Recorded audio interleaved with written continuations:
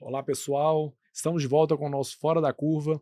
Hoje, no mês das crianças, falarmos sobre infância, falarmos sobre a infância do século XXI, essa nova roupagem que a gente tem percebido na mudança do perfil das crianças, do século XIX para o século XX, para o século XXI.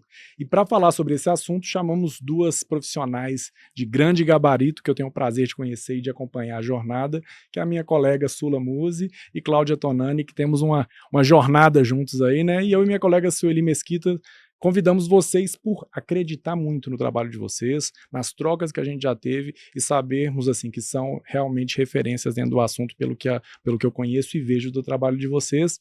Mas deixo à vontade para vocês se apresentarem, por favor.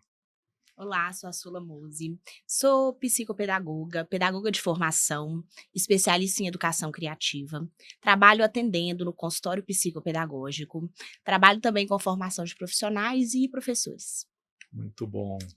E eu sou Cláudia Tonani, tenho 43 anos de educação, gosto muito do que eu faço, sou professora, acima de tudo.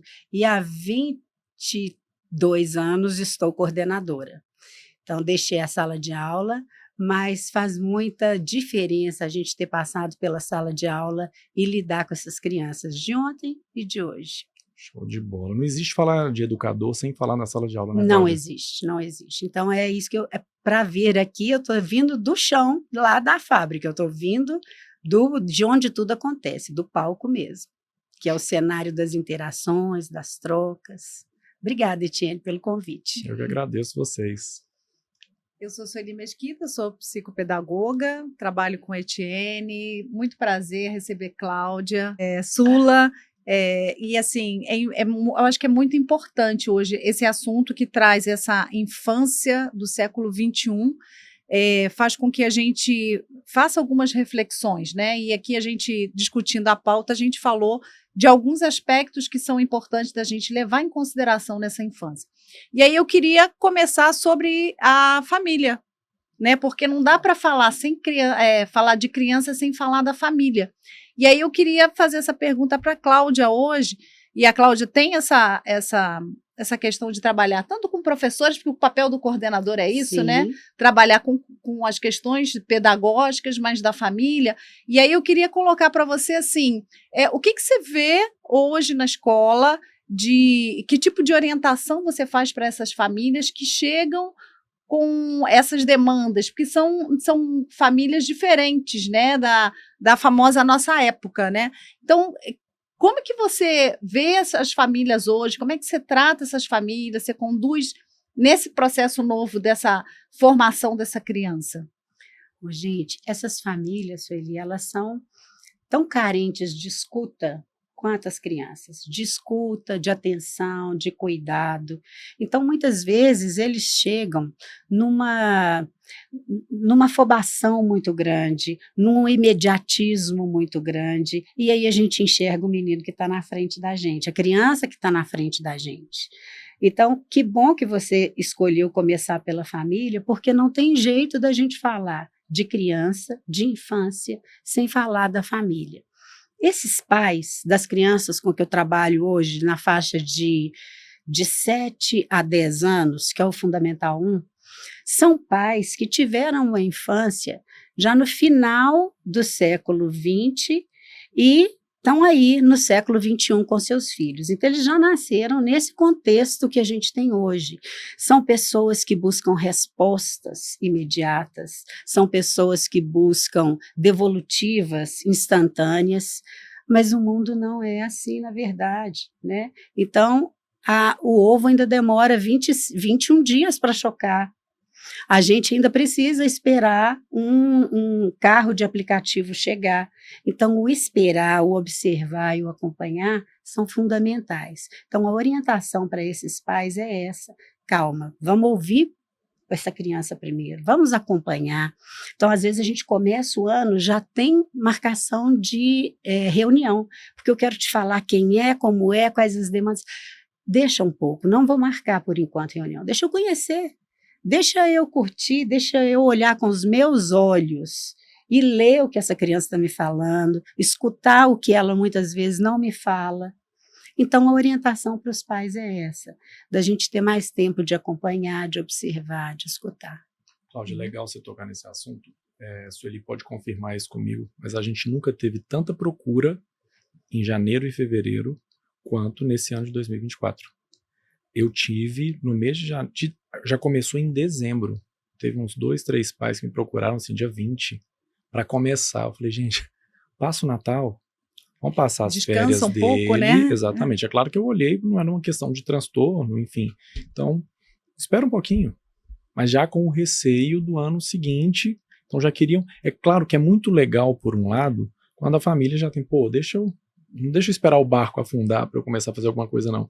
Mas essa ansiedade, que inclusive, além do mês da criança, né, que a gente está aí nesse momento, essa semana especificamente, mas o que nos chamou muito a atenção, que a gente entendeu que precisava falar sobre isso, foi a última publicação do OMS, quando coloca a depressão e a ansiedade num espectro maior em crianças, adolescentes e jovens do que nos próprios adultos. E aí quando a Sueli coloca essa questão da família, já é um indicador muito importante, né? Até que ponto eu, família, eu responsável, eu pai, estou passando ansiedade para o meu filho. E você consegue perceber isso daí? Como é que é? Muito. Eu não sei se vocês acompanharam agora com Divertidamente 3. Então as crianças chegam e falam, eu estou sentindo, gente, nós conversávamos isso na escola, eu estou sentindo ansiedade, eu estou ansioso. Então eles verbalizam e os pais, tanto quanto eles, e passam sim, passam a ansiedade na medida que querem começar um ano que ainda não começou. Querem um resultado que, antes de ser atingido, outras questões precisam ser muito trabalhadas. Então, os pais são ansiosos, os pais são imediatistas também. Por exemplo, na pandemia, o que a gente viu? Todo mundo parou, a escola parou. Então, a criança que ia entrar para o berçário na pandemia, não entrou. Não tem jeito de chegar na escola com uma criança de 1 ano e falar, eu quero que ele entre no berçário. E assim é a vida. Tem coisas que a gente não pode antecipar, mas a dificuldade de esperar hoje é muito grande. E aí eu queria fazer uma pergunta para a Sula. Dentro dessa experiência do consultório da psicopedagogia, que eu e você temos, mas eu acho que você trabalha com a parte criativa, né?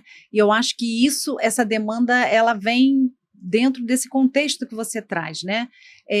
Como é que as crianças verbalizam essas angústias, né? Porque às vezes no ambiente criativo mais lúdico a gente consegue enxergar aspectos que eu falei, olha, aqui a gente tem que trabalhar um pouco mais, né? Então e a ludicidade está deixando, né? Está ficando um pouco para trás. Aí eu queria, sabe, que você falasse um pouco sobre isso aqui para gente. Legal sua pergunta, Sueli.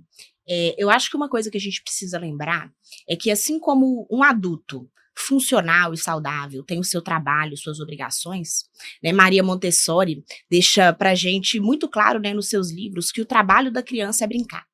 Né? E nesse brincar, a criança reformula acontecimentos, coisas que ela não deu conta ali sozinha de processar. Então, no brincar, no faz de conta, na ludicidade, ela reformula os acontecimentos da vida dela, né? Então, provavelmente, quem tem contato aí com criança, vê a criança brincando com as bonecas, com os carrinhos, com terra, areia, qualquer coisa que ela esteja brincando. Ou deveria, né? Ou deveria. E ali a criança aprende a viver, aprende a ser gente, né? Pega suas referências, pais, mães, professores, imita. Então, esse processo do brincar, ele é muito importante para o desenvolvimento da criança. Então, quando a criança está brincando, ela está fazendo um trabalho que é imprescindível para a sua formação. E de próprio amadurecimento das estruturas cognitivas, né? E que, assim, e aí, assim, na brincadeira, você pode falar melhor do que eu, a gente envolve muitos aspectos, né? E eu queria que você falasse sobre esses aspectos dessa importância. O que a criança trabalha quando ela brinca? Ela trabalha a motricidade, ela trabalha a parte socioemocional. Fala pra gente, porque às vezes, assim, a gente fala da importância do brincar, é porque brincar, ela precisa... Mas, assim, cognitivamente e emocionalmente, quais são os aspectos pontuais que a gente desenvolve, que essa atividade desenvolve, que a tela não desenvolve, por exemplo, né? Sim. Sobre o brincar, que acontece? Quando a gente está com a tela na ponta dos dedos ali, né, o celular, o smartphone, que a partir de 2010 todo mundo tem acesso, né? Então, as famílias perceberam que seus filhos ficam ali por longas horas, entretidos, quietinhos, no celular.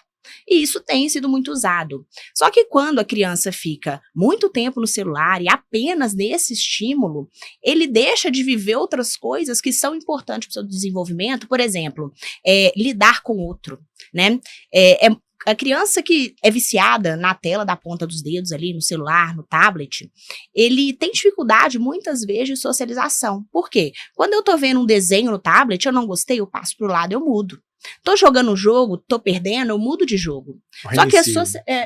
Só que a socialização não é assim, né? Se eu tô aqui na interação com vocês, eu tenho algum problema, eu tenho que buscar resolver esse problema. Eu não posso simplesmente pegar a minha bolsa e sair andando, né? A gente não faz isso na vida real. Então, esse ficar o tempo todo no tablet vai dificultar a socialização das crianças. Porque quando você chega num parquinho e um colega empurra o outro e cai, poxa, não dá para resolver aquele conflito imediatamente passando pro lado. A criança vai sentir a dor de ter caído, vai ter ficado triste, sentida com o colega que empurrou, às vezes pega um brinquedo e a dificuldade do emprestar o brinquedo, né? E o brincar também, ele é muito importante para desenvolver a oralidade, né? Então, assim, conversar com o outro, se expressar, falar dos sentimentos, né? O que eu tô sentindo, falar ou às vezes, eu não gostei disso que você fez, né? Isso é algo que a gente trabalha na vida real, né? Com seus pares, né? Em conversa com o outro, em diálogo, brincadeira.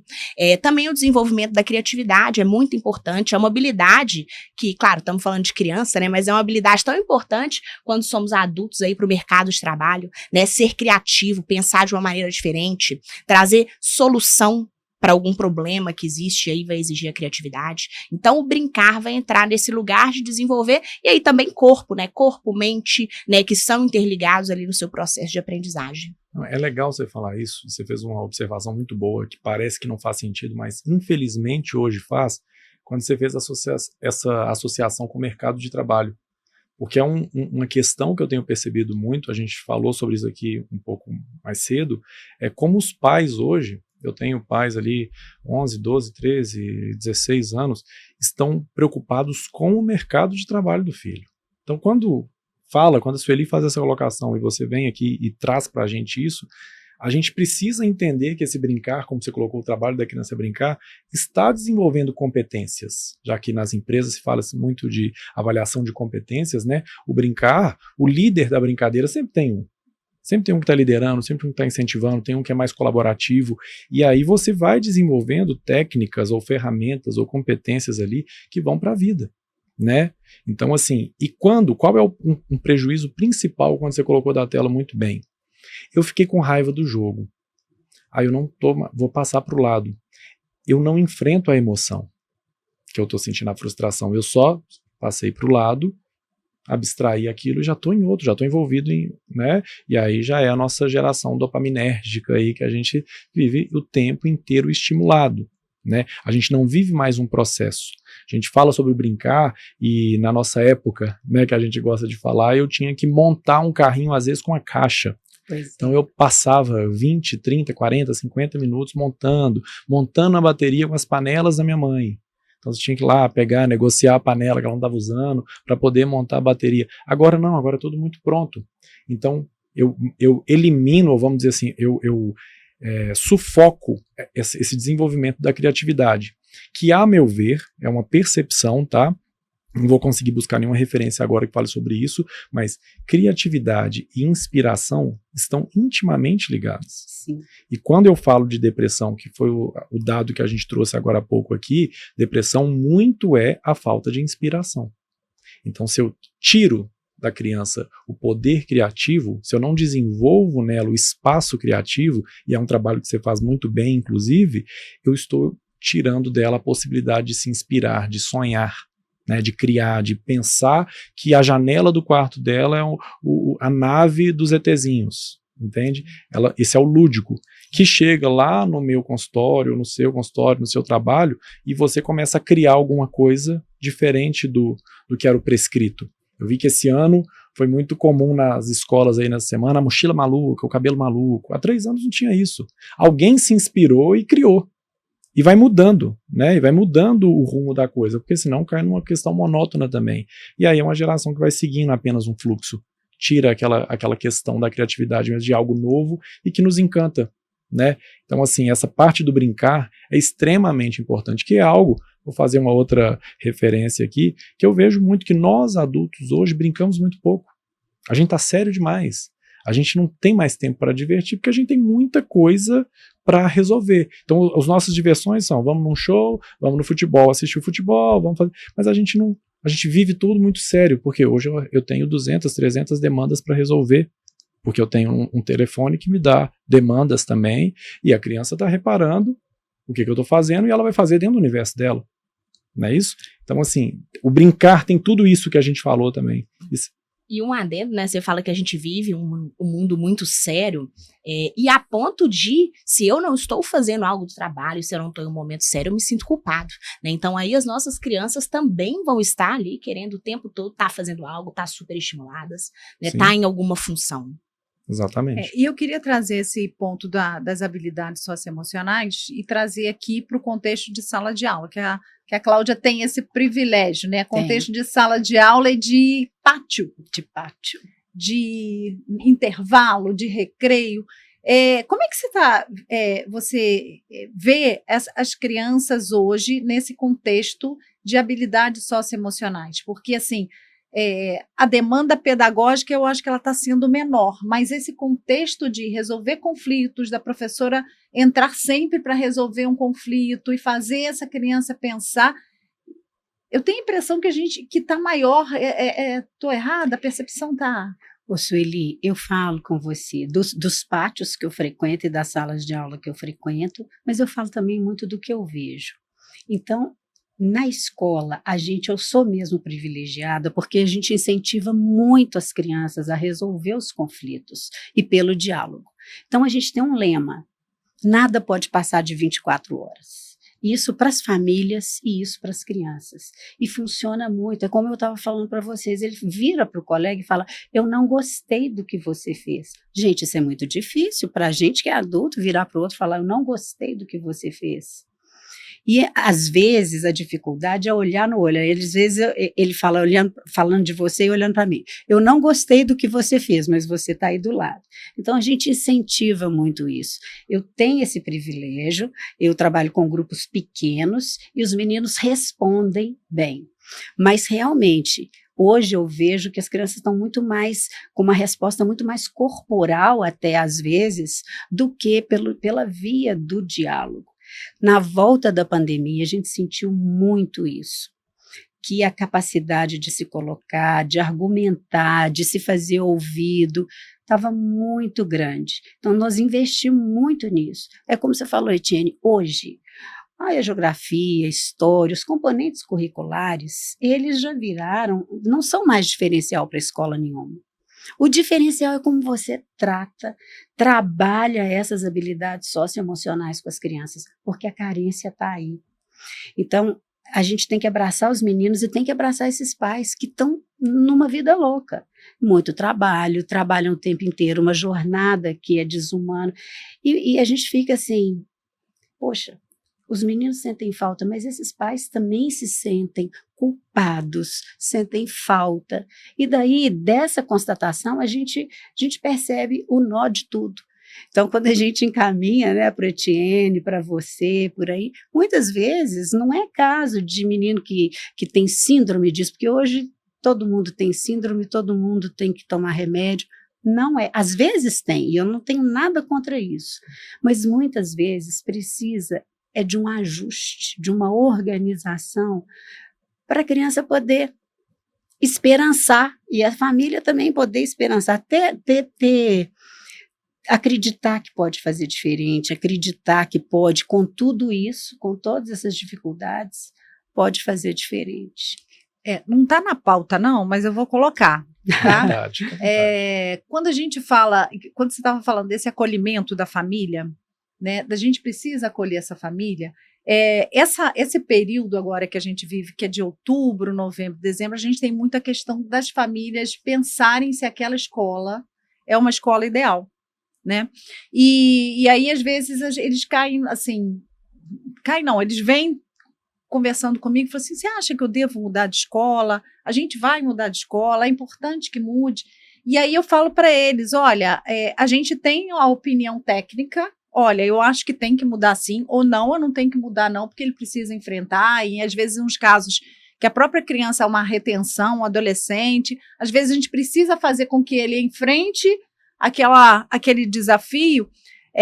Mas eu falo muito para as famílias, você tem que ir num lugar onde você se sinta acolhido, porque é lá que você vai colocar o maior presente da sua vida, né? E eu acho que quando você fala desse acolhimento das famílias, eu acho que as escolas e eu falo para as famílias que quando eles se sentem acolhidos naquela escola, eu acho que isso vai fazer uma diferença, inclusive na parceria, né? Eu confio o meu filho na mão da Cláudia, que é coordenadora a escola X, mas eu sei que se ela me chamar é porque a coisa está... Eu preciso ouvir, eu acho que isso faz diferença, né, Cláudia? E esse retorno, ele vem tão claro que ele vem por meio de palavra mesmo, né? Então, assim, nas coisas do dia a dia e também em momentos de uma decisão mais importante, porque a escola que eu trabalho vai até o 5º ano, por exemplo, e depois do 5º ano eles precisam de buscar novos horizontes. Então, eles vêm, eles marcam o horário para a gente conversar, o que você acha? Não é uma escolha, eu falo, não é uma escolha que a gente vai fazer no 5º ano, é uma escolha que a gente vai fazer lá no 1º ano. Que lugar que a escola entra na vida da sua família e da sua criança? Quais são as prioridades? Isso não é determinado no 5º ano, conforme o seu ritmo, o seu estilo e o que você deseja, eu sugiro essa ou essa escola. Então, essa confiança, sabe, Sueli, essa troca, ela é fundamental. E eu acho que se grandes escolas descobrissem isso, muitos dos problemas seriam resolvidos. Abrir as portas para os pais, ouvir esses pais, o que eles estão precisando. Porque sem ouvir os pais nós não vamos entender os meninos, gente. O que não passar pelo afeto não vai chegar em lugar nenhum. Totalmente. E eu sinto, né, não sei, vou fazer uma crítica aqui, fiquem à vontade para comentar. Mas eu sinto muito hoje, Cláudia, você é um problema bom que eu tenho, inclusive, né, vocês, a escola que você trabalha, porque eu trabalho numa ponta, né, numa consequência das escolas de vocês, que às vezes os alunos de vocês saem de lá e tem um choque de realidade muito grande, assim, uma quebra, né, vamos dizer assim, de um contexto para o outro, que ele fala, né, é muito diferente. Mas eu percebo que falta também nas escolas, quando a Sueli coloca isso, essa clareza de proposta. Nós estamos muito com esse problema, falando de infância, sobre essa infância que a gente está dizendo aí. Falta uma clareza na proposta da escola, o que eu estou oferecendo e o que eu posso oferecer. E os pais perdidos, né, que a gente percebe muito hoje que os pais querem acertar o tempo todo, mas se perdem na métrica. Eu vou na métrica do Enem, eu vou na métrica da felicidade, da relação, do bem-estar, e é muita coisa para tentar refletir, né, e legal que você consegue fazer essa reflexão, mas falta da escola, essa é a minha proposta. Ter essa clareza de proposta. As escolas, hoje, as grandes escolas principalmente atendem a baciada mesmo, vamos ser sinceros, 40 alunos numa sala, de 6º, de 7º, de 8º ano e pronto, sendo que é inviável você atender esse tanto de pais, às vezes são 6 turmas, 7 turmas de 40 alunos. Não tem coordenador pedagógico que dê conta de fazer esse atendimento humanitário, né? E aí eu quero até lançar uma pergunta aqui, o que seria essa escola ideal na perspectiva de vocês? Olha, quando você fala isso da escola, eu acho engraçado, porque tem uma coisa que eu tenho observado muito. Agora, todas as escolas, né, quando você vê lá a propaganda atrás do ônibus, né, escola inovadora, todas as escolas têm esse slogan, né? E as escolas estão vendendo essa inovação como nós temos aqui maker, nós temos aqui gamificação, nós temos aqui tecnologia, nossos alunos usam tablet, aqui olha como que a gente está inovando, né? E a gente esquece que inovar, na verdade, não é colocar tecnologia. Tá? O inovar, colocar o tablet aqui, poxa, o que você está fazendo de diferente? Você não está fazendo nada demais. O inovar é fazer a escuta do aluno, da família, né? O que dá para a gente fazer nesse caso? E aí, quando a gente pensa na escola e na família, a gente falou dessa família que está super ocupada, e o que tem acontecido é que as famílias estão super protegendo os seus filhos no mundo real, né? Então, não, meu filho não vai subir no escorregador porque isso ele cai, né? E não estão os protegendo bastante na internet. Né? Então a gente vê aí, quando a gente vê uma transição entre da infância baseada no brincar para o que a gente tem hoje, que é a infância baseada no celular, a gente percebe uma remodelação dessa infância do adolescente e do que é educação. E aí eu vejo as escolas colocando aí, nossa, nós trabalhamos muito com tecnologia aqui, a gente vai ter aula sobre isso. Eu não diria que isso é um ganho. Eu diria que o ganho é, nós vamos tirar o seu filho do interesse da tela o tempo todo, né? Nós vamos estimulá-los de outra forma. Ele vai passar a conseguir interagir melhor com o outro. Claro que tem que ter, e é óbvio, mas as matérias português, matemática, história, geografia, as matérias curriculares ali. Só que a gente não pode esquecer da formação do ser humano, né? De que adianta eu ter muito conhecimento se eu não sei passar para o outro, se eu não sei lidar com o outro. E o que torna uma pessoa feliz são as pessoas que a rodeiam, né? O mundo que ela está, o mundo que ela está inserida, se ela tem boas relações, como é a relação com a família, com amigos, consigo mesmo, seu autoconhecimento, sua sensação de autoeficácia, né? Ou seja, o quanto eu me acho capaz. Né? E aí essa criança super protegida que não sobe no escorregador alto do parquinho, que vai pro restaurante, provavelmente vocês já viram isso, a mãe já grita de longe, o pai, meu filho, não pode sujar essa roupa é nova. Poxa, coloca uma roupa velha no seu filho, deixa ele brincar, deixa ele descer o escorrega, deixa ele sujar, deixa ele brincar com a terra, né? Então, eu acho que as famílias e as escolas têm se perdido no que é inovar na educação, sabe? Eu tenho percebido isso é muito prejudicial, porque a criança já fica muito em casa na tela, porque muitas vezes a família não vai ter um outro lugar, um outro estímulo para oferecer a essa criança. A criança não quer ficar no ócio, né? Não quer ficar entediada, e aí vai para a tela.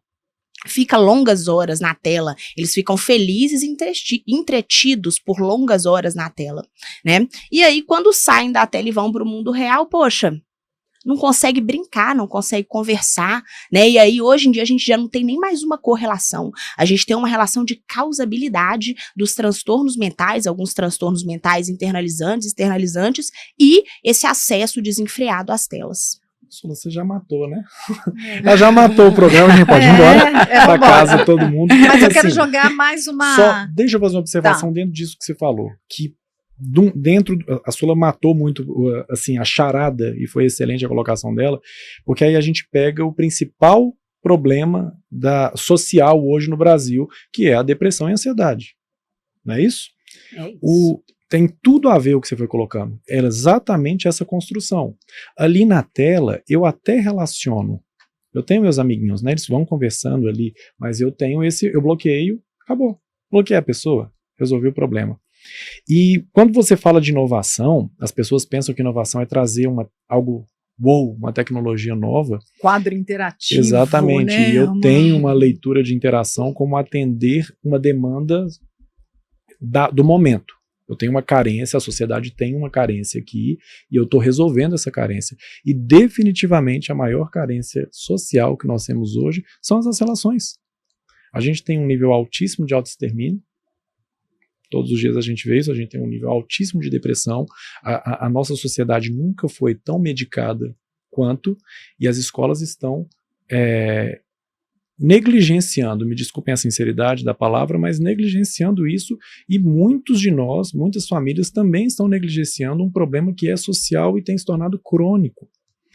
O que eu recebo de casos de pacientes com dificuldade de aceitação, de aprovação, que não sabem se expressar, que não sabem se colocar, que não sabem resolver problemas, né, é absurdo. Nunca a gente recebeu tanta demanda assim, porque às vezes o aluno ali no tablet ele resolve tudo, é muito fácil. Eu tenho um chat GPT, eu tenho um exemplo que agora está muito no momento das feiras de cultura, feiras de ciência e tudo mais, e eu lembro quando eu tinha a feira de ciências, eram 4, 5, 6 dias reunindo o grupinho na casa dos coleguinhas, com a Barça, um levava uma Barça, outro levava outra Barça, revista e tudo mais, e a gente se debruçava sobre aquilo, ria, jogava bola, nadava também, lanchava, fazia um monte de coisa menos do trabalho e tal, mas era toda uma questão. Agora o chat GPT faz tudo para eles, já desmembra quem vai falar o quê, cada um na sua casa faz a sua parte, um dia eles juntam e muda-se a forma de relacionar. E a gente cai nos adultos que a gente vê hoje, que a gente tem visto já na adolescência, com grande dificuldade de se relacionar ao vivo.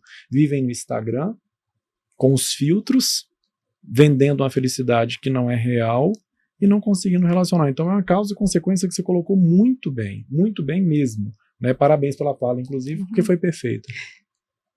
Cláudia queria falar? Quando chega o final do ano, a gente costuma escutar umas máximas, sabe, gente? Vocês preparam os meninos para ir para a escola, tá um sucesso, mas não preparam os pais.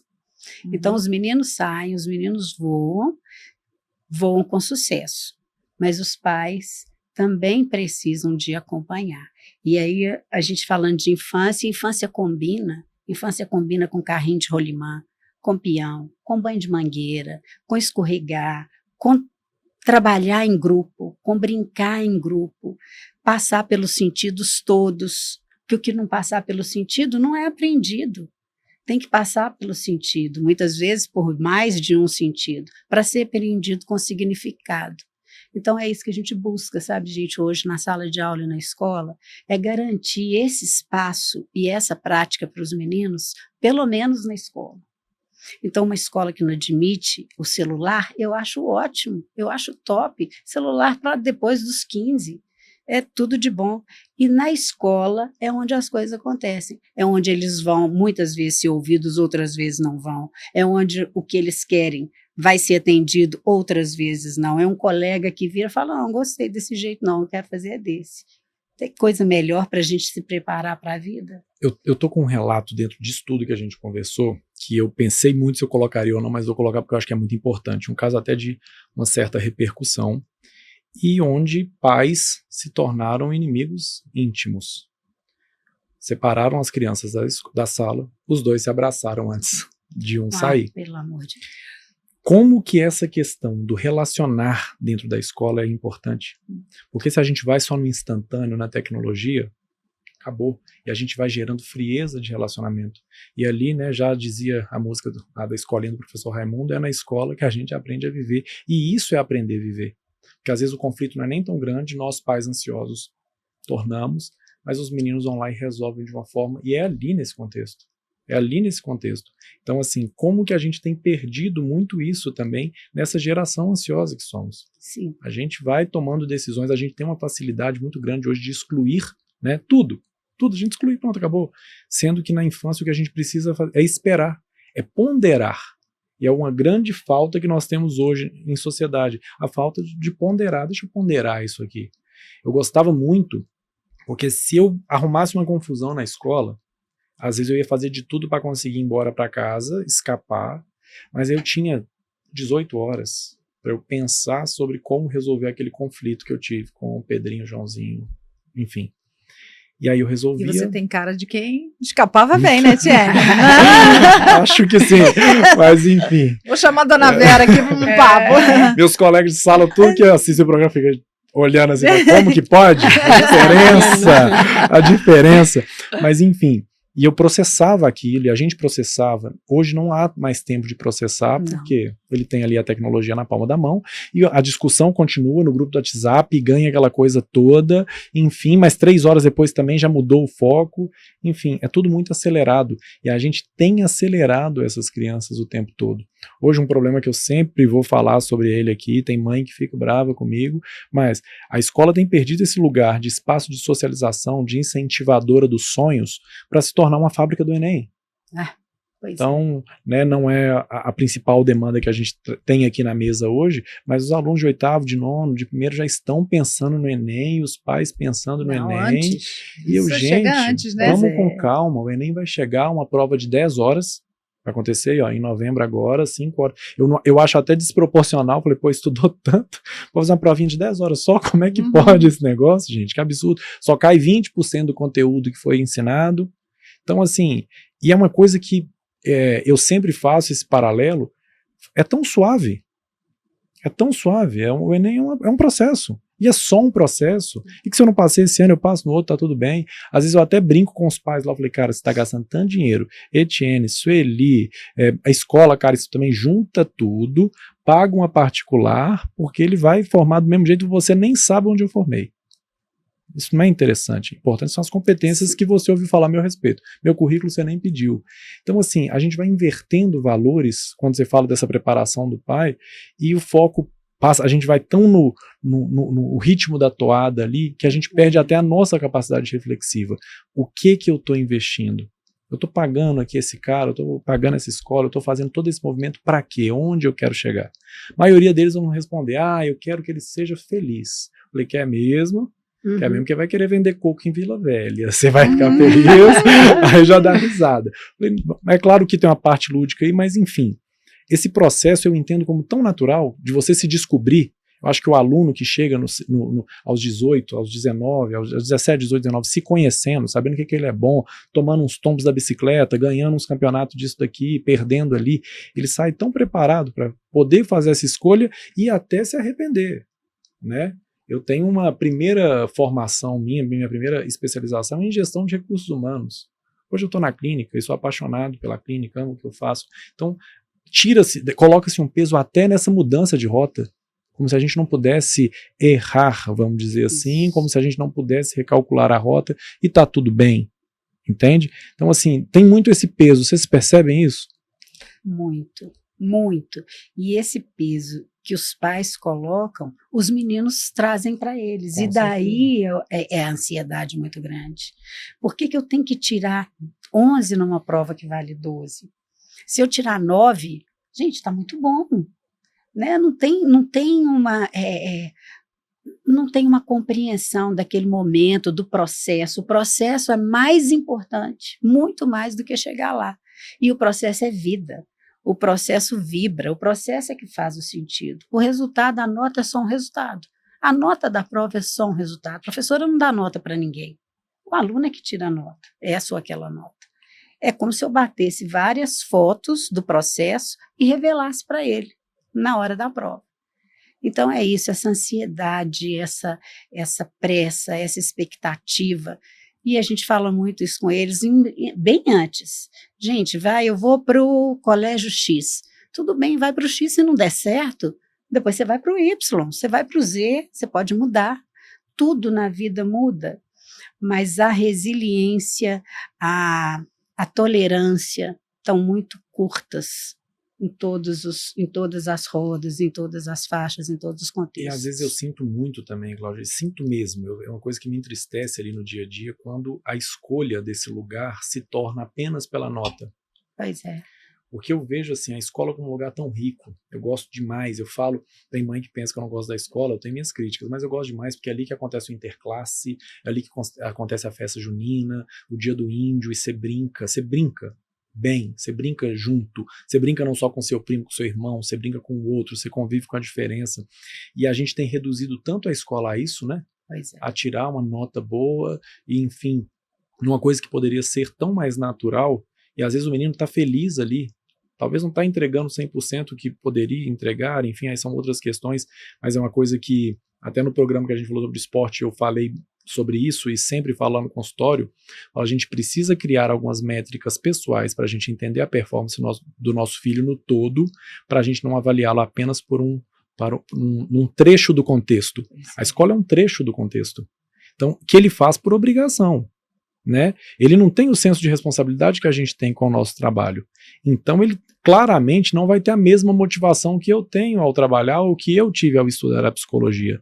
Agora, quando se fala do futebol, ou que seja de algo do jogo, da tecnologia, enfim, eu não tenho nenhum problema com isso, ali a gente percebe, quem é esse cara de verdade? Entende? Na menina que quer ser bailarina, que não esquece a sapatilha dela, mas esqueceu de fazer o para-casa. Por quê? Porque na cabeça dela o para-casa é chato e tá tudo bem, não vamos, né, fazer uma crise onde não tem. Então, assim, a gente tem perdido essas métricas e essas referências em prol do sucesso, em prol da frase que o Amarílio aqui bateu muito na tecla, ser alguém na vida. E ser alguém na vida é uma construção, um processo, como você falou. Vamos lá, essa geração ansiosa que a gente está vivendo, a gente tem tirado das crianças e de nós mesmos o deliciar o processo. Entender que o processo, ele é lento. Eu costumo dizer, você sabe muito bem disso, que no consultório que tem 250, 300 dias do nosso ano que eles vão ser cinzas. Não vai acontecer nada demais, eu só vou sonhar. Vou sonhar com alguma coisa, mas vou executando aqui sem grandes coisas.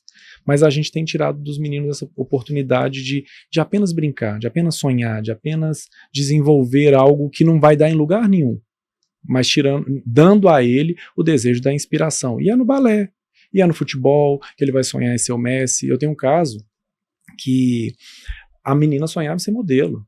E eu falava, ou atriz, e eu vou ganhar o Oscar, a primeira a ganhar o Oscar brasileiro. E a mãe ficava, é louca. O que essa menina tá falando? Falei, alguém vai ganhar o Oscar 2036. Alguém vai ganhar esse Oscar aí. Alguém vai ganhar a bola de ouro da FIFA. Por que não pode ser? Por que eu falo muito isso? Uma hora, ou ela vai encarar o processo de alguma forma de ser atriz ou não, vai dar certo ou vai dar errado, e isso vai motivá-la durante um grande período. Caso ela perceba que não vai ser atriz, que não quer ser atriz, que não era isso, que era só um sonho de adolescente e está tudo certo, ela vai convergir isso para outro lugar. E naquilo que ela se propuser a fazer, que ela se propôs a fazer, ela vai fazer com excelência, da mesma forma que ela se incentivada a sonhar. Né? Então, assim, e a escola é esse lugar também onde que a gente pode fomentar isso, e não só a performance em nome do Enem, como a gente estava falando aqui. E aí eu queria colocar para a Sula essa questão desse sonho, né? Quando a gente fala que eles precisam ter esse momento para sonhar. Então, quando a gente trabalha na questão da própria criatividade, do lúdico, você tem, assim, alguma orientação para pais, né? Sei lá, eu não posso dizer curso, né? Mas algumas dicas para os pais para estimularem de uma forma mais lúdica essa questão do pensamento criativo, do próprio ócio, porque a gente vê também crianças assim, deu um monte de Lego, montou a nave, aí aquele Lego fica para trás, eles não aproveitam mais para si, e fica, né? Porque aí compra outro Lego com outro tema, monta, acabou. Né? Você vê isso lá e de que forma você orienta os pais nesse sentido? Sim. Primeiro, quando você dá esse exemplo do Lego, eu acho o Lego um brinquedo muito engraçado, porque normalmente os pais compram, os pais montam e já entrega pronto na mão do filho, né? Eu vejo isso acontecendo e eu falo, poxa, o que o filho tá fazendo com o brinquedo? Tá ficando só de enfeite no quarto dele. Muitas vezes ele nem brinca, né? Mas o que acontece é que eu sempre oriento as famílias, conheça o seu filho, né? Então, uma relação de qualidade, tenha uma relação pai, mãe, filho de qualidade, né? Eu não tenho filhos, mas eu tenho sobrinhos. E eu busco ouvir, tá perto, né? Ser uma pessoa, poxa, eu não posso obrigar, né, o meu sobrinho a ser quem eu quero que ele seja. Eu não tenho como obrigá-lo a formar no curso que eu acho que é o ideal para ele, a ter uma vida acadêmica do jeito que eu acho que é bacana. Eu não tenho como fazer isso, mas eu tenho como estar ali com ele, sendo uma referência, né? Uma referência que ouve e orienta de acordo com o que aquela pessoa precisa. Porque e aí pensando criança e adulto, né? Quando uma pessoa vem conversar comigo sobre alguma situação, e se eu não tô atenta ao que a pessoa quer, ao que é a vida daquela pessoa, pelo que ela se interessa, dificilmente eu vou dar um retorno que vai ser utilizável para aquela pessoa, né? Então, poxa, ouvir o seu filho é o que tem de mais importante. Observa o brincar, né? A gente falou lá da importância do brincar e como que a criança se expressa por meio dessa atividade, e observar a sua criança brincando, ali você conhece muita coisa, né? Tem momentos no meu atendimento que é realmente observar, né? Então, vamos brincar aqui com esse material. Eu gosto muito, por exemplo, né, de brincar heurístico, né, que é uma brincadeira com materiais que não são necessariamente brinquedo, né? Hoje eu fiz isso mais cedo, e aí era areia colorida, areia de peixe, gente. Areia colorida e ali alguns vidrinhos para a criança virar de um lado para o outro. O objetivo era desenvolvimento da coordenação motora fina, né? E também teste de texturas. Então, observando aquela criança brincar, eu passo a conhecê-la. Eu observo o que ela gosta, do que ela fala, com o que ela imagina, né? Com o que ela brinca de faz de conta, né? Então, observar o seu filho é o que vai ter de mais importante para um pai e uma mãe fazer. Dê a ele autonomia. Poxa, por que que você tem que ir lá na geladeira pegar o leite e entregar na mão, né? Vai lá, quero brincar hoje de quebra-cabeça. Aí a mãe, o pai vai lá, pega e entrega na mão. Para de dar tudo na mão. Seu filho tem mão.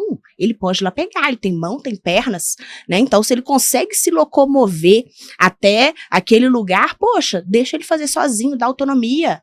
Poxa, meus pacientes, né, dificilmente ali, alguns já sabem o que é lavar o próprio copo, né? Então, ele é um ser humano capaz de lavar o seu copo, deixa ele ser capaz. Calçar Hoje- o tênis, gente. A gente vê, assim, essa questão de calçar o próprio tênis. E quando, às vezes, a gente chega no próprio consultório, né? A mãe dá, toma aqui a garrafa d'água. Ele tem que lembrar que ele tem que levar. Nossa, tá seco, toma. Né? Então, a gente tem essa questão. Acho que a vida dos pais é tão corrida, porque se desenvolver isso com eles todo dia é tão complicado. Não, deixa que eu arrumo a mochila, pego essas mochilas. Pegou a mochila? Pegou não sei o quê? E o trabalho de ontem que a gente fez? A gente já vai assinalando por conta dessa corrida, né? Sim. E aí vai deixando de ter autonomia. Eu tenho um caso de uma mãe que ela é fantástica, né? Ela colocou lá no grupo, assim, mãe tomando toco da escola. O filho dela esqueceu, 6º ano, esqueceu o trabalho, enfim, e ela levou na escola. Né? Fulano esqueceu o trabalho aqui, você entrega para ele? A escola falou assim, não.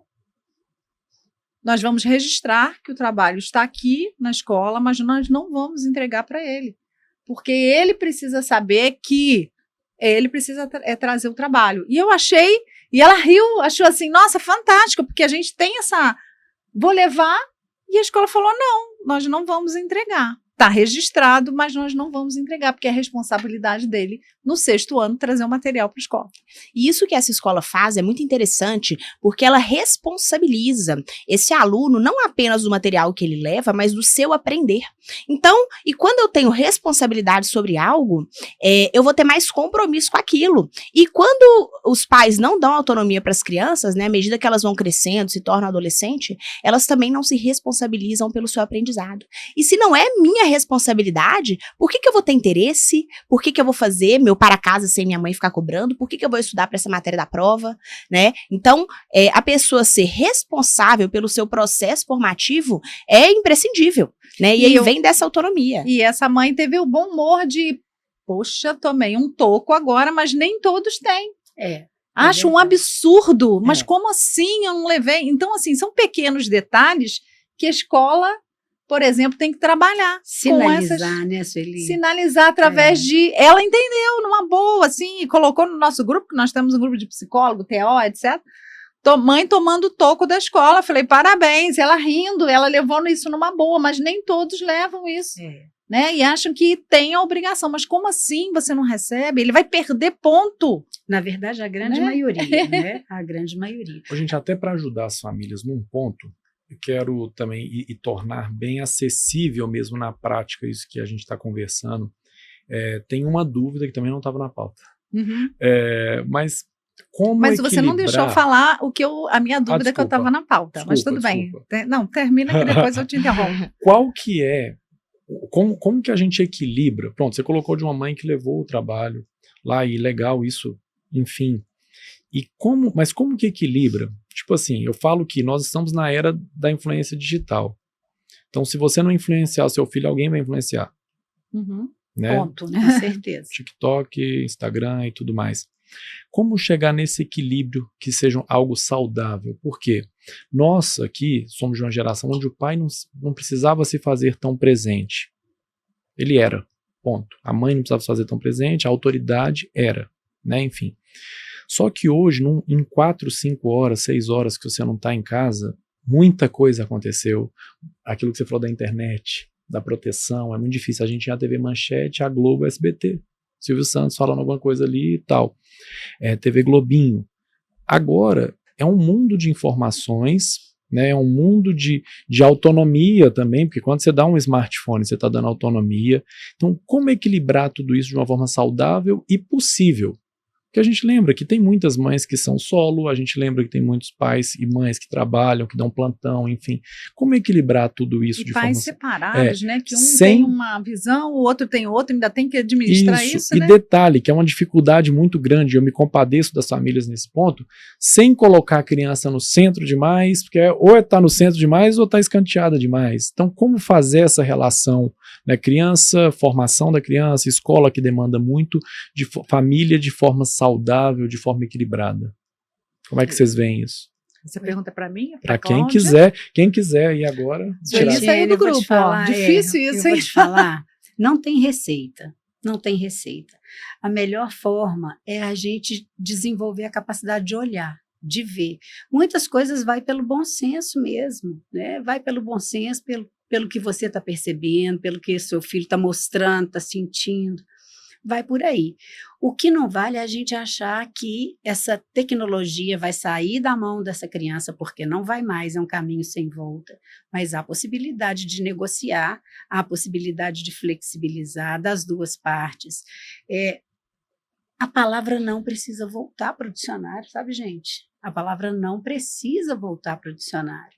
Ela foi excluída sem autorização de ninguém, mas ela precisa voltar, e esse não faz parte. Eu vejo que quando o não é colocado para os meninos, e normalmente eu que sou coordenadora pedagógica, chega para o não final ser eu. Mas quando vai o não, então tá. E atualmente Pronto. Você que está apresentando não para muita gente. Para né, muita gente, para muita isso gente. mesmo. E aí, quando chega o não, você acha que não, vai desmaiar, vai chorar, vai sofrer. Não, então tá. Quer dizer, ele precisava de escutar aquele não, precisava. Por exemplo, a gente faz uma viagem no fim do ano com os alunos mais velhos, e aí eu provoco a autonomia, né? Então eu falo com eles, não, e essa viagem é para dormir fora da escola, só com a equipe. Eu falo, vocês têm liberdade para escolher com quem vão ficar, do jeito que vão ficar, mas se eu perceber que a coisa não está funcionando, eu tenho carta branca para entrar. Eles já sabem se organizar de uma forma harmoniosa, mas às vezes eles testam. Então esse testar com o pai, com a gente, faz parte, eles estão no papel deles. E quando eles testam, a gente tem que chegar ali junto. Não, pronto. E o não, eles recebem esse não numa boa, porque eles precisam dele. O não mostra para eles que tem alguém por eles. O não muitas vezes é um porto seguro, mas é aquele não legal, o não assim, na hora certa. Agora, o que não dá é você falar assim, não, e põe de castigo, volta atrás, tira do castigo, põe para outro castigo. Não adianta. Então, o não bem colocado, ele é muito saudável. E eu colocaria também dentro dessa questão do não, eu acho que a gente, e isso pode entrar na questão da regra, rotina e limite. Isso é negociável, né, Sueli? Então, assim, eu acho que se a gente tem regras claras e precisas, então dentro da regra, o que eu posso negociar com você, o que eu não posso negociar? Tomar banho todo dia é inegociável, né? O que eu posso negociar? Tempo de tela é negociável? Apresentar para casa todo dia tem um horário. Então, regra é uma coisa importante que aí a gente vai dizer, não, pronto. Gente, mas né? tem uma coisa rotina e limite que bate no que vocês duas estão falando, e é um problema que aí nós adultos temos hoje, nossa geração tem hoje. Nós não damos conta do não. Pra gente mesmo. Não. Entende? Eu brinco lá no consultório, falo muito disso. Em 4, 5 meses aí, eu perdi 7 quilos. Tomando a decisão de correr 20 minutos, 2 vezes por semana, lá na Praça da Liberdade. É difícil. Tem dia que eu não quero ir. Tem dia que eu chego do trabalho exausto, cansado, se ele acompanha essa rotina, eu falo, nossa, eu não quero, mas eu tenho que me dizer não e ir. A vontade é ficar deitado na rede lá na varanda da minha casa, mas eu tenho que ir. E a gente tem hoje uma grande dificuldade em se dizer não. A gente, mas eu mereço. Então começa com a gente e a gente vai passando isso para os meninos também. Então é uma crise, né, a gente fala dessas crises sociais, o não é uma crise social que a gente vive, porque a gente não sabe dizer. A gente é muito aquela coisa da pizza era no sábado, né? O almoço, a coca só podia no domingo na mesa. Agora tudo pode. Agora eu vou quebrar, tô estressado, tô precisando de uma coisa, e aí eu vou me compensando o tempo inteiro dos problemas que eu mesmo crio, geralmente, inclusive, né? Então, assim, isso vai para casa muito fácil. Vocês percebem isso? Mas eu acho que com criança, né, o adulto ele é mais engessado, mas as crianças, quando a gente mantém essa questão, né, não sei se a Sula pode falar isso, eu acho que fica mais fácil, porque a criança absorve mais, eles são uma esponjinha.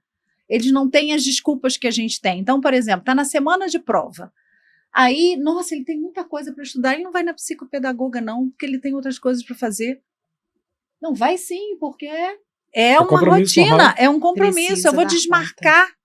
Conta. Desmarca para mim, tem mães que falam assim, não, você vai. Você tinha que ter se organizado antes, porque é um compromisso. Então, são esses boicotes que você fala que tem tudo a ver, às vezes embarcam, mas se a criança é uma esponja, adolescente também. Então, se a gente conduzir esses passos sem esses boicotes, né, eu acho que é muito mais fácil, né? Você vê isso Sim. lá também? Essa previsibilidade de rotina é muito importante, né?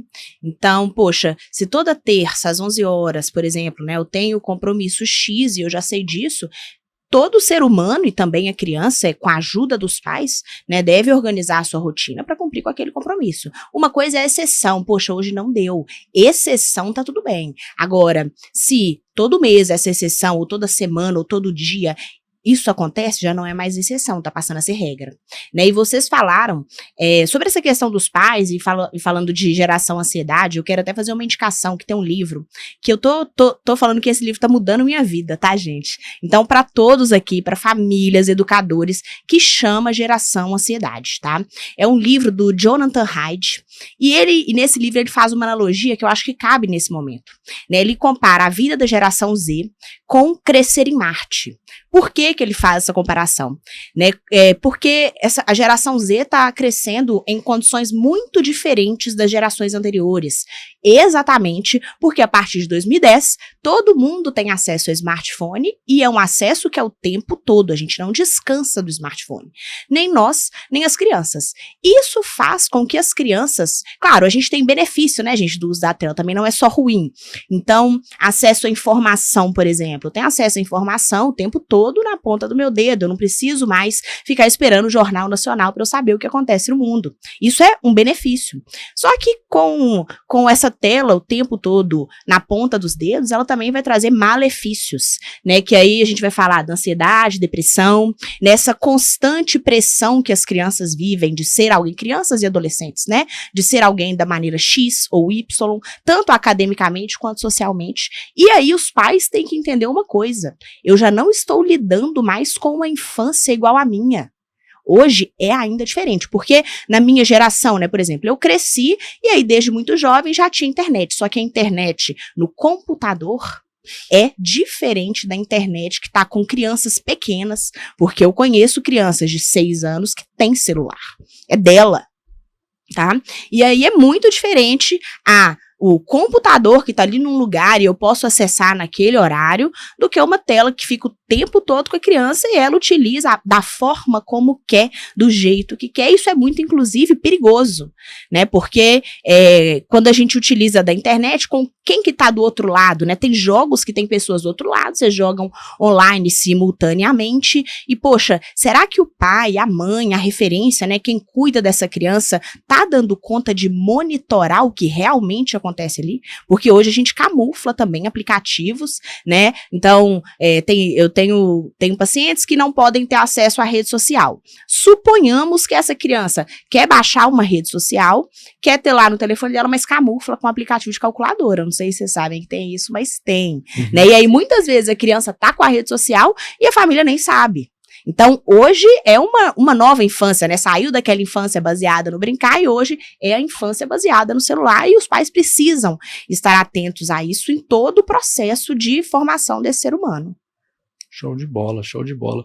Muito bom, eu queria poder ficar mais, porque o papo estava muito bom. O papo tá muito bom, mas já está na hora da gente dar tchau. Vou pedir para vocês fazerem uma consideraçãozinha final aí, falar para a gente alguma coisa que vocês gostariam de deixar para essas famílias que estão nos assistindo. Se vocês pudessem deixar aí uma reflexão, por favor.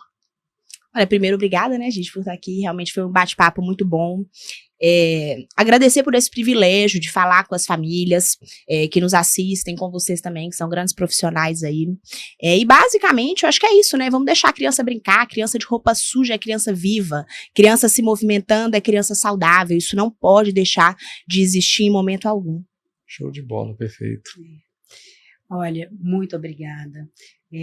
É a primeira vez que eu participo de um podcast. Vou te falar que deu um friozinho na barriga, te falei, mas fiquei muito feliz de rever vocês. Nem estava lembrando mais daqui que a gente está sendo gravado. E o que eu falo para os pais, e provavelmente para crianças que vão nos assistir junto com esses pais, é que se curtam, que se aproveitem. Certo que não dá para fazer isso o tempo todo, mas o tempo que der, que seja intenso. e que sejam parceiros das escolas, porque está todo mundo do mesmo lado. Show de bola. Eu acho que o papo de hoje foi muito importante para a gente resgatar essa questão da escola, né? Da escola como parceira e a questão da infância, né? O que eu sugiro para os pais é tirem uma noite, elejam uma terça-feira à noite para brincar de jogo de tabuleiro, para brigar um com o outro, para jogar dado, para esconder dado, jogar carta, né? Brincar, rir, se divertir. Então, neste momento, assim, eu sempre falo com as famílias, tira um dia, 1h30, de 8 às 9h30, tragam os jogos e brinquem. Vocês façam a noite da pipoca, do guaraná, já que a refrigerante às vezes está liberado, e separem esse momento para brincar com as crianças. Eu acho que isso vai trazer mais aconchego, né? Mais, né? Vão passar a se conhecer melhor. Eleja uma noite para brincar com seu filho. Muito bom, muito bom, muito bom. Gente, essa era a proposta, né? E se eu posso deixar alguma coisa para vocês, eu falo, saiba ser criança com sua criança. Valorize a sua infância também, traga para o seu filho a sua infância, brinque, ou para o seu sobrinho, para quem quer que seja criança, né? A vida é feita de inspiração, de sonho, é do brincar, é do rir. A gente é disso, a gente necessita disso. A gente tem as redes sociais, o Instagram, o TikTok, para rir. Geralmente eu vejo as pessoas olhando e rindo com aquilo porque a gente quer se divertir. Então, se você quer fazer uma criança feliz, o seu filho, trabalhar com ele o desenvolvimento, saiba ser criança com ele. Saiba ser o adulto da relação, mas também saiba ser criança. Lembre de você, criança. E se permita ser molecão também, às vezes, brincar, deitar, rolar ali, porque isso você vai ganhando espaço, você vai ensinando para o seu filho a se divertir, porque a vida precisa ser mais divertida. A gente acabou de sair de um Setembro Amarelo, a gente entra, né, nessa rotina desenfreada que a gente vai perdendo sentidos. Então, se você quiser fazer um trabalho legal com seu filho, dê sentidos, e sentidos que trazem vida, como trazem cor, né, que trazem brilho para a vida, e é isso aí. Muito obrigado, todas vocês, foi ótimo, obrigado mesmo, e até o próximo Fora da Curva, gente. Tchau, tchau.